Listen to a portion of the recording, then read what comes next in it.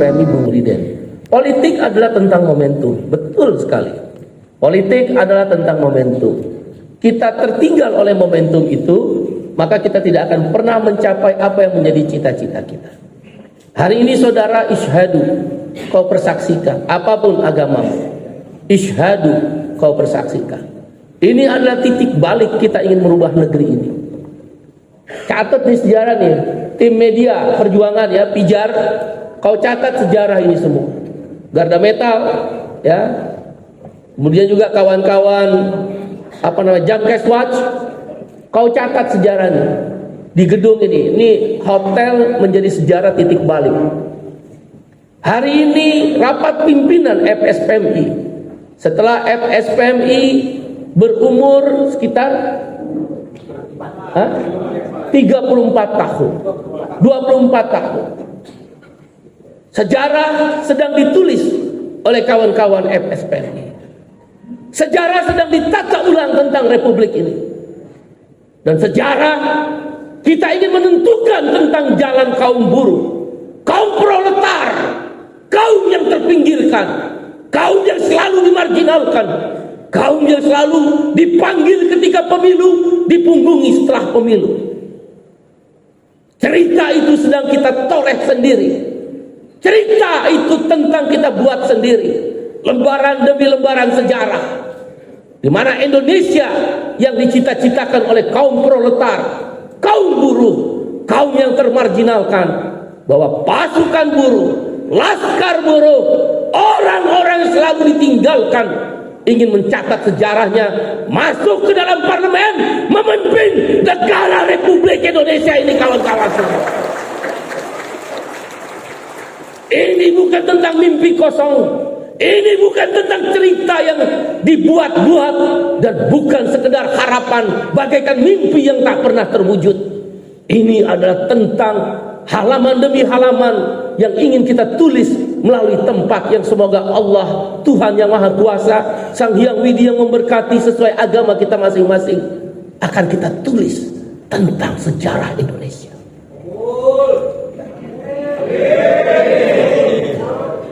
Kita sedang mencatat lembaran demi lembaran republik ini. 24 tahun.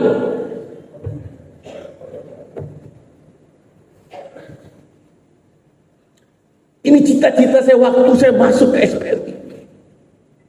Sebelum saya ke SPMI 92, saya masuk ke dalam gerakan buruh. Waktu itu SPSI. Saya bercerita sama Bung Foni. Bung Foni itu sekretaris saya waktu itu di PUK SPSI, SPLM Kota Bumi. Saya bercerita sama Foni dan Pak Abdullah dan almarhum Pak saya itu. Kenapa buruh itu di Orde Baru waktu itu selalu terpinggirkan? Tidak berdaya menghadapi kenaikan upah, padahal dia bekerja. Tidak ada sistem jaminan sosial, padahal dia berkontribusi untuk pajak negara. Para buruh adalah orang-orang yang mempunyai daya beli sehingga ekonomi bisa tumbuh. Mereka yang menghidupkan roda-roda produksi sehingga barang-barang bisa dijual dan dinikmati oleh masyarakat. Tapi dirinya sendiri tidak bisa menentukan berapa upah yang dia dapat. Bagaimana kalau nanti dia pensiun atau dia ter-PHK, apa perlindungan negara kepadanya? Dia tidak bisa menentukan kapan dia bisa masuk bekerja, kapan dia bisa beli rumah, kapan dia bisa beli kendaraan, kapan dia bisa menyekolahkan anaknya. Padahal dia adalah kelompok yang menentukan daya beli sistem ekonomi negara. Mengapa 30 tahun yang lalu pertanyaan itu muncul pada saya? Mengapa di negara-negara Eropa, di negara-negara di mana buruh berkuasa dengan sistem politiknya, dengan partai yang mereka buat, mereka bisa menentukan berapa upah yang harus diberikan kepada mereka? Karena mereka adalah pembayar pajak, mereka adalah orang-orang sekelompok komunitas yang punya daya beli, dan mereka bisa menghentikan roda-roda produksi, mereka bisa menghentikan mesin-mesin produksi. Dan pada saat itu negara lumpuh. 30 tahun.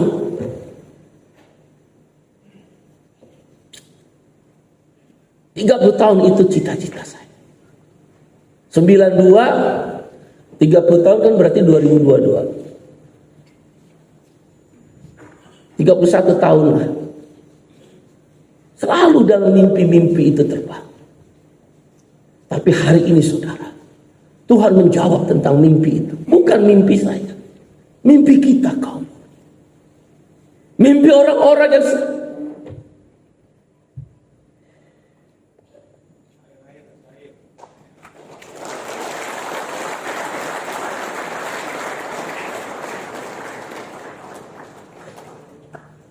mimpi orang-orang kecil bahwa kita juga memiliki republik ini.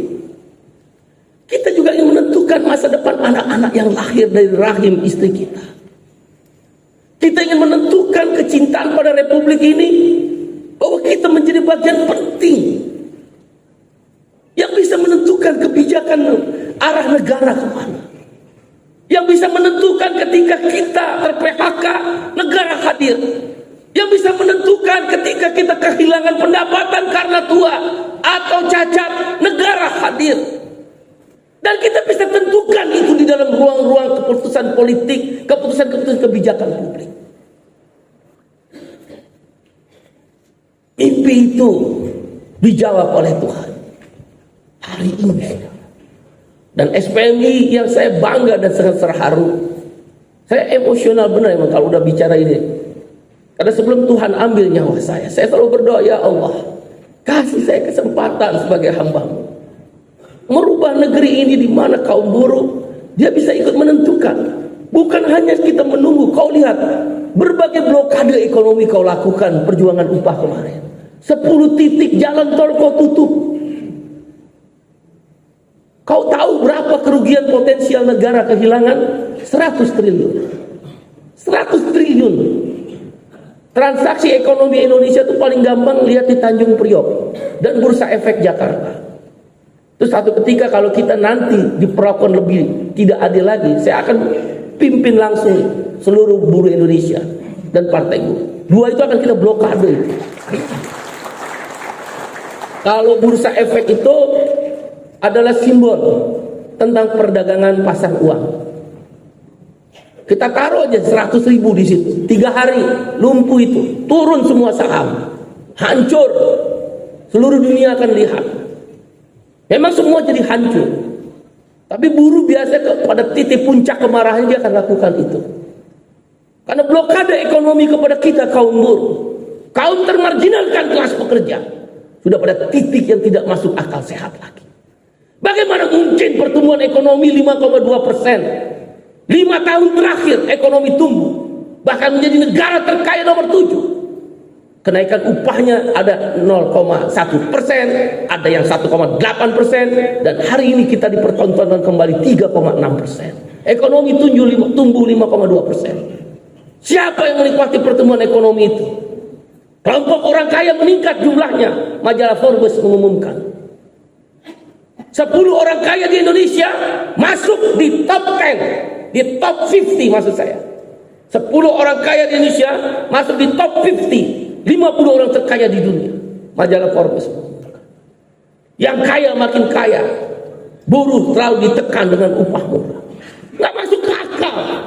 Ekonomi tumbuh 5,2%. Negara menjadi negara kekuatan nomor 7 secara ekonomi. Bahkan menjadi kekuatan salah satu yang diperhitungkan di dalam G20. 20 negara dengan ekonomi terbesar di dunia, G20. Tapi upah kita diblokade. Kita lakukan perlawanan. 10 titik jalan tol ditutup. MM 2100 Cibitung, Egypt, kawan-kawan di Banten, di Balaraja, kawan-kawan di Cipali, Simpang Jomin. Di Jawa Timur saya datang tanggal 30 November yang lalu. Diblokade itu jalan utama Jawa Timur. Tapi apa lacur? Mereka dengan angkuh gak mau mendengar suara kita. Kalau di Perancis, waktu itu Presiden Sarkozy datang menemui pemimpin serikat buruh, mengajak berunding, karena mereka sadar bahwa buruh adalah kekuatan ekonomi yang membangun negeri ini. Keringat kita lah yang membangun negeri ini.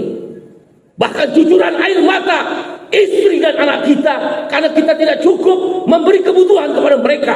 Kau lihat orang-orang yang mempunyai status outsourcing, karyawan kontrak, kau pikir mampu untuk membiayai kehidupannya. Perdana Menteri Australia datang menemui ACTU untuk berkompromi ketika mereka melakukan pemogokan di Sydney. Lufthansa di Jerman, TGV di Prancis, bahkan di beberapa negara Asia seperti Jepang, India, Perdana Menterinya datang ke kantor-kantor serikat buruh. Kemarin kau blokade ekonomi. Bahkan kau resiko mengalami penembakan, resiko di penjara. 28, 29, 30 November bahasa saya, mogok nasional awalan. Mereka dengan angkuh, jangankan menaikkan nilai upah, bertemu pun tidak mau. Mereka angkuh dengan kekuasaannya. Kelas modal telah membaluti hati dan nurani para pemimpin-pemimpin negeri ini. Dari mulai presiden, menteri sampai dengan gubernur. Bagaimana mungkin di situ dikatakan dalam Omnibus Law yang kita tolak bahwa gubernur dalam menentukan kenaikan upah minimum berdasarkan rekomendasi bupati atau wali kota dipotong oleh gubernur. Atas nama apa gubernur melakukan pemotongan upah yang telah direkomendasikan kenaikannya oleh bupati? Hanya keangkuhan, hanya kekuasaan yang memandang rendah kamu semua. Karena mereka punya kuasa, mereka lupa baju mereka dari keringatnya buruh. Listrik di rumah dinas mereka dari keringatnya dan air mata kaum buruh. Bensin mobil mereka dari keringat dan air matanya kaum. Tapi mereka angkuh, mereka lebih memilih bersama dengan kaum modal untuk menekan upah. Gak ada akal sehat. Saya tanya dengan Volker Sanchez, bertemu di Geneva, brothers, berapa naik upah kamu? 13%. Kaget saya. Berapa pertumbuhan ekonomimu? 3,4%. Lula da Silva, presiden Brazil, yang juga adalah presiden Partidos dos Trabalhadores. Partidos dos Trabalhadores itu partai buruhnya Brazil. Partidos itu partai bahasa Portugis, Trabalhadores itu adalah buruh. Saya tanya pakai demo? Enggak pakai demo. Itulah kalau buruh berkuasa.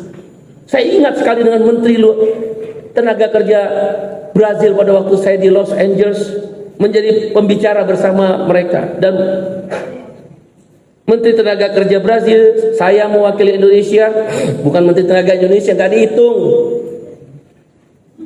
Menteri Tenaga Kerja Indonesia. Orang tukang naikin upah murah, ngapain diundang?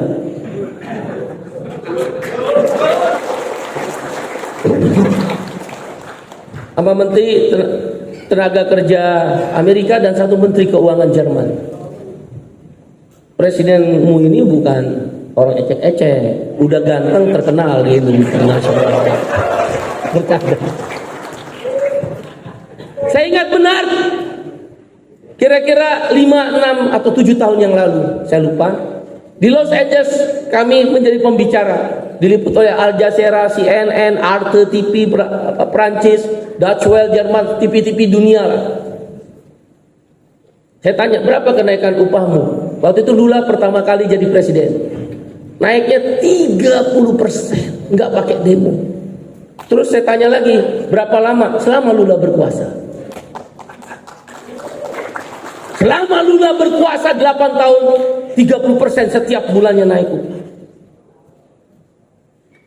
Karena partainya berkuasa kaum buruh, presidennya dari seorang buruh, mantan presiden CUT, Confederacional Unité Trabalhadores, kira-kira seperti KSPI-nya atau KSPSI AGN-nya. Dia presiden partai buruh, dia ketua Partidos dos Trabalhadores, partai buruh, dia memimpin 8 tahun. Andaikan tidak ada pembatasan, mungkin 4 periode dia akan memimpin. Buktinya di usia 82 tahun kembali dia terpilih, dan apa yang dia lakukan? 13% dia naik, 3 kali lipat dari pertumbuhan ekonomi. Apa yang terjadi dengan Brazil?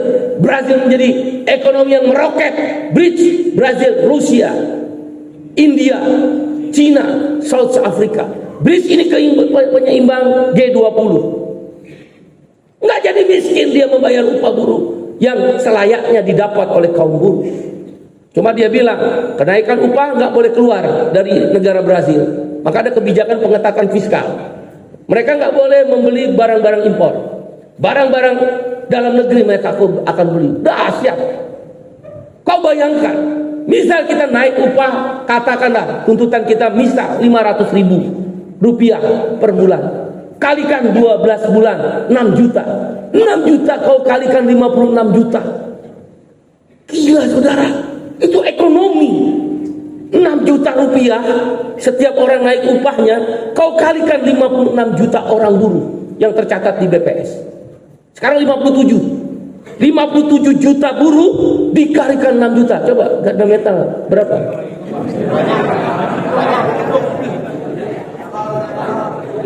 Oh Ji, berapa Ji? Itu kekuatan ekonomi.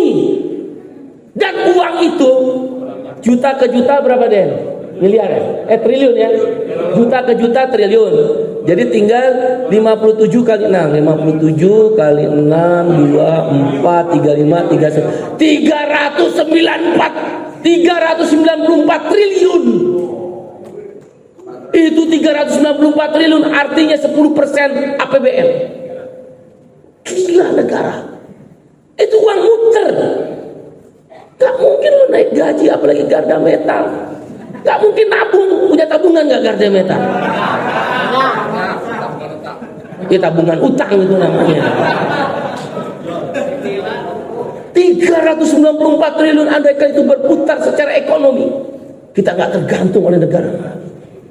Andaikan Allah izinkan Partai Buruh 2029 berkuasa di Indonesia. Amin. Amin ya Allah. Amin ya Allah. Apapun agamamu saudara, saya berjanji kalau umur saya masih ada, saya berjanji. Kabul.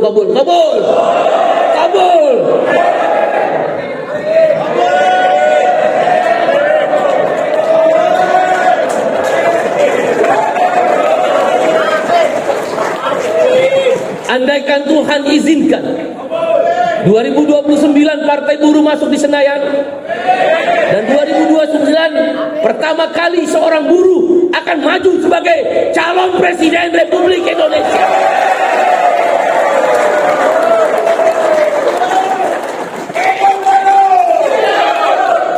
Dan saya bisa pastikan dengan izin Tuhan, calon presiden Republik Indonesia 2029 berasal dari FSPMI yang kita akan putuskan. Izin Tuhan. Dengan izin Tuhan. Begitu kita berkuasa Ji, begitu kita berkuasa kawan-kawan, yang pertama kita akan putuskan tentang upah. Seperti Lula da Silva ketika pidato pertamanya dilantik sebagai presiden negara Brazil.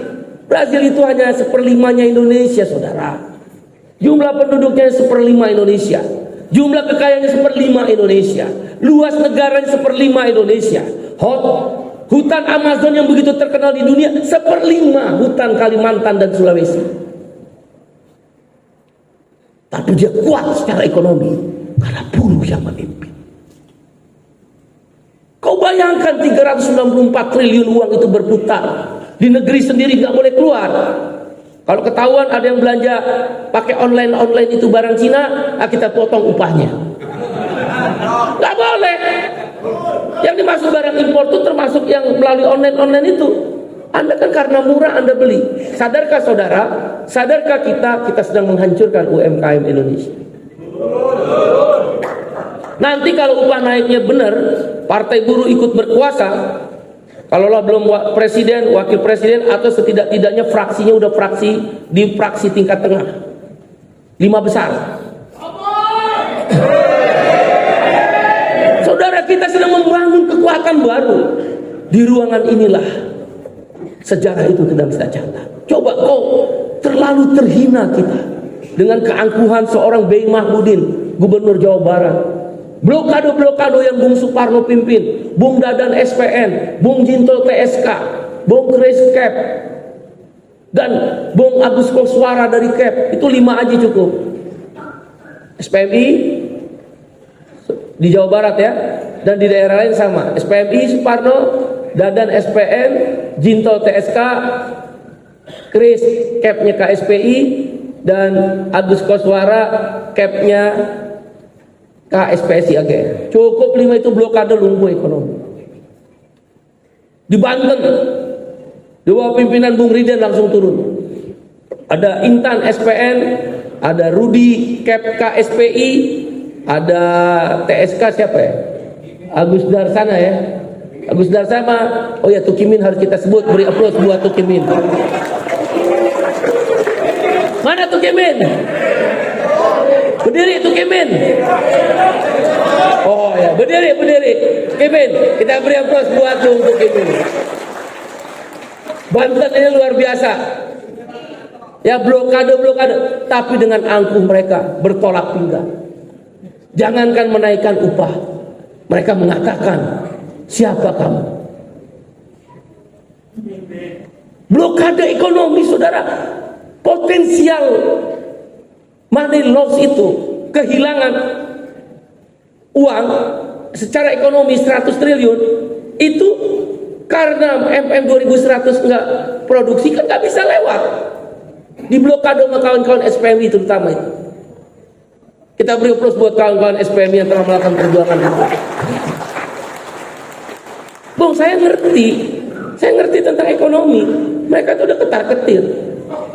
Bahkan saya dengar istana ketika tanggal 30 bersiaga. Itu kalau saya bilang sama Bung Parno, sama Supri, mana Supri? Datang nggak Supri? Supriyatno, coba Supriyatno berdiri, Supriyatno. Nah, kita beri aplaus tuh Bung Supriyatno paling belakang tuh. Itu kalau dia telepon saya kan, karena Kapolda udah turun, Bang gimana? Saya bisa bilang lanjutkan. Dan kalau itu dilanjutkan akan terjadi huru hara memang.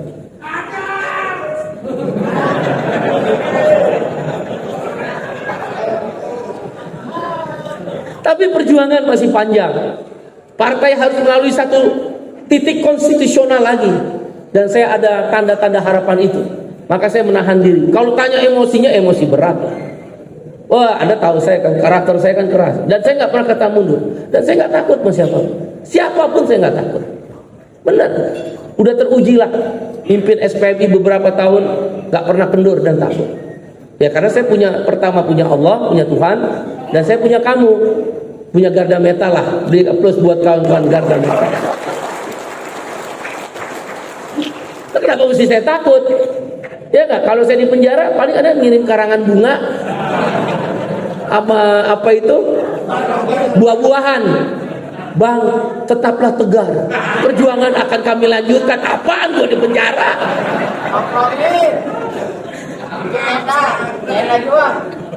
Saudara, kita ingin menentukan tentang arah negeri ini, tentang mimpi-mimpi anak-anak kita, tentang mimpi-mimpi yang selama ini terpendam, di mana kaum buruh bisa menentukan tentang kesejahteraan untuk buruh dan keluarganya. Kawan-kawan, kita tentukan hari ini. Mimpi-mimpi itu kita ingin wujudkan. Doa-doa telah ditebar, langit telah diketuk, Tuhan di arsy-Nya, di kursinya, di singgasananya. Apapun agamamu, telah kita lantunkan doa-doa.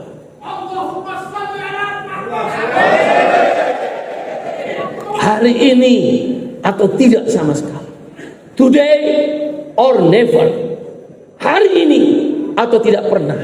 Itulah kemudian Bung Riden dan Bung Rosat sebagai Presiden dan Sekjen FSPMI. Ketika saya memohon kepada mereka berdua, majukan rapi.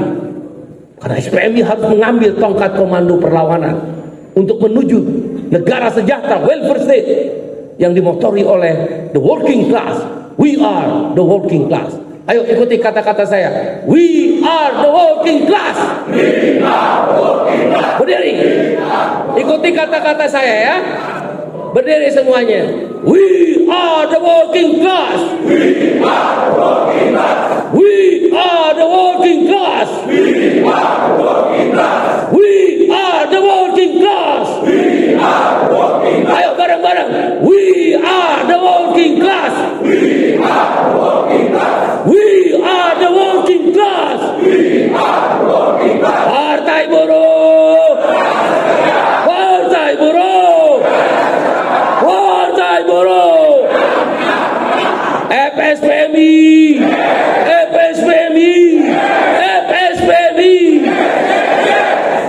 Bung Ridan yang baru, yel-yelnya Bung Ridan. Ayo ikuti Presiden SPMI. Angkat tanganmu tinggi-tinggi. Selangkah lagi. Selangkah lagi. Selangkah lagi. Selangkah lagi. Buruh berkuasa. Rakyat sejahtera. Rakyat sejahtera. Terima kasih. Silakan duduk kembali.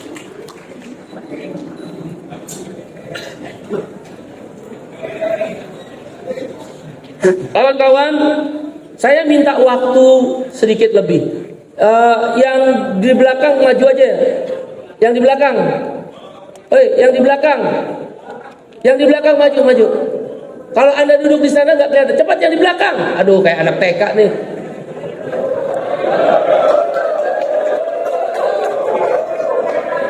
Yang merasa duduk di belakang.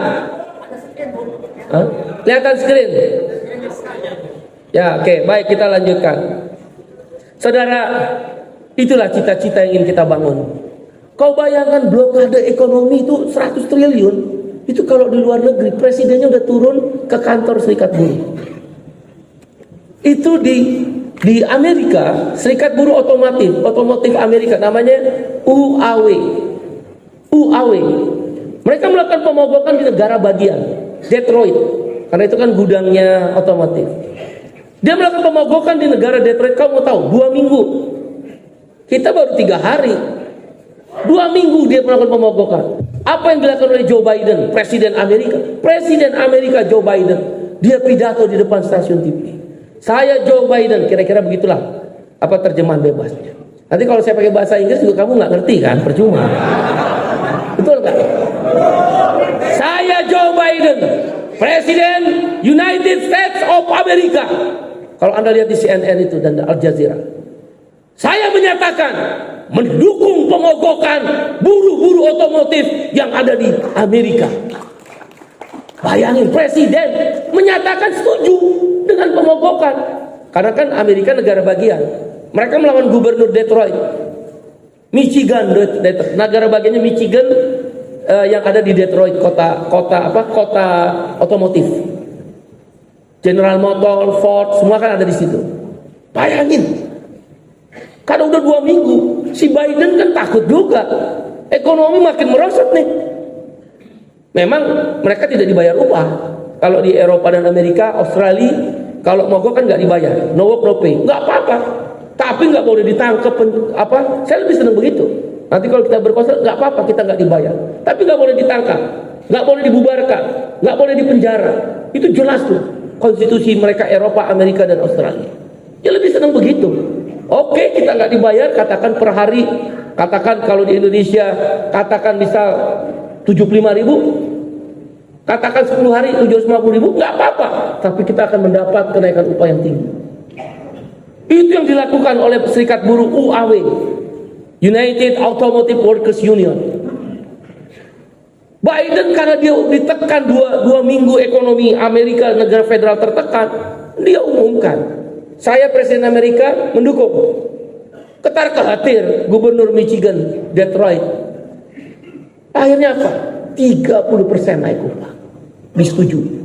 Kita cuma 3,6%. Gila itu. Dan dengan angkuhnya bertolak pinggang, Gubernur DKI Bapak Heru Budi, Gubernur Jawa Barat Pak B, Gubernur Banten, Gubernur Jawa Tengah, Gubernur Jawa Timur Ibu Hopipah, dengan angkuhnya mereka menyatakan bahwa kami tidak akan menaikkan. Gila.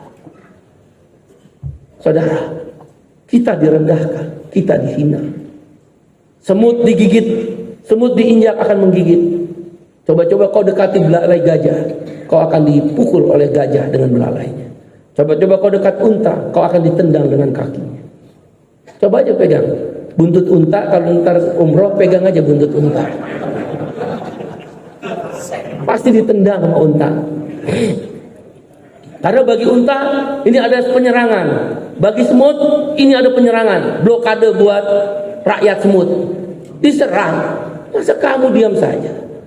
Oleh karena itu Tuhan sedang tersenyum, saudara. Analogi saya, Tuhan sedang tersenyum. Dia kasih alatnya. Hei kaum-kaum yang tertindas, wahai kaum-kaum yang selama ini terpinggirkan, wahai kaum-kaum yang selama ini menjerit di tengah perjuangan, wahai kaum-kaum yang tak pernah didengar dan tak pernah dilihat, dipanggil ketika pemilu, dipunggungi setelah pemilu selesai. Hari ini kata Tuhan, apapun agamamu, aku berikan satu jalan dan alat perjuanganmu, satu titik balik tentang cerita republik yang kita cintai, tentang sebuah cerita yang ingin kau bangun dari pelosok-pelosok negeri, dari penjuru tanah air. Kau menyerang pada titik satu sentrum kekuatan. Kau, kata Tuhan, kau kuberikan apapun agamamu, Allah berikan, Sang Hyang Widi berikan sesuai agama dan keyakinan kita masing-masing. Satu alat. Kan hadis manapun dalam agama saya ya, agama lain juga saya sama. Hadis manapun yang disampaikan oleh Rasulullah Muhammad SAW, Allahumma shalli alaihi, beliau Nabi yang paling agung di dunia ini. Saya yakin agama lain sama ya, tentang ajaran ini, tentang Paulus, Yohanes, Yesus Kristus, Veda, kitab Veda di Hindu, ataupun Tripitaka di Buddha, atau Konfusius di agama Konghucu, ajaran Nabi Konfusius.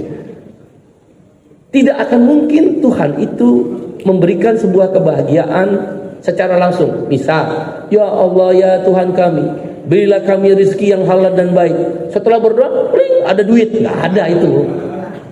Itu hanya ada di jin dan jun. Bener nggak?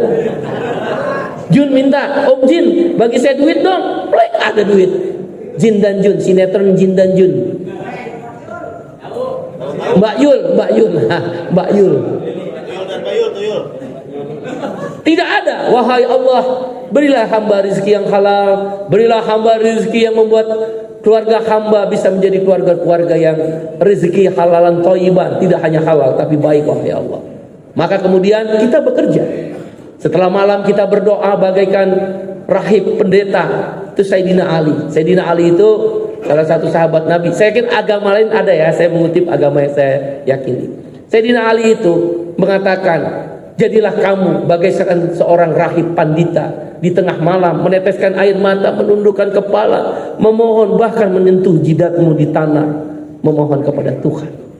Tapi begitu matahari terbit, kau bagaikan singa lapar yang akan menerkam mangsanya. Bekerjakanlah kau sungguh-sungguh di pagi hari, begitu matahari terbit, bertebaranlah kau di muka bumi, carilah rezeki Tuhanmu yang penuh dengan keberkahan. Bagaikan singa lapar, kata Sayyidina Ali.